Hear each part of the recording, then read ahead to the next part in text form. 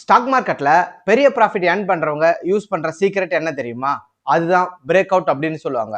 Break out அப்படின்னா என்ன அப்படின்னா, ஒரு ஸ்டாக் லாங் டேர்ம் ஒரே ரேஞ்சுக்குள்ள தான் மூவ் ஆகும். எக்ஸாம்பிளுக்கு பார்த்தோம் அப்படின்னா, ரூ. 100லேருந்து ரூ. 110 தான் சுற்றி திரியும்.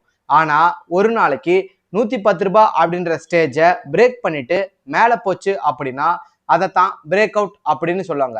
அதாவது ரெசிஸ்டன்ஸ் லெவலை கடந்து நியூ அப் ட்ரெண்டை ஸ்டார்ட் பண்றதுக்கான ஒரு சிக்னல் அது. அதே மாதிரி கீழே சப்போர்ட்டை உடைச்சா அது பிரேக் டவுன் அப்படின்னு சொல்லுவாங்க.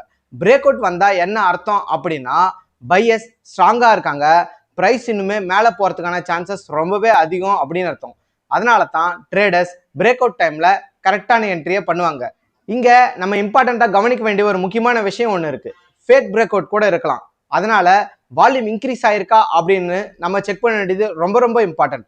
இந்த மாதிரி ஈஸியா ஸ்டாக் மார்க்கெட் கான்செப்டை தெரிஞ்சுக்கணும் அப்படின்னா நம்ம சேனலுக்கு ஃபாலோ பண்ணிக்கோங்க.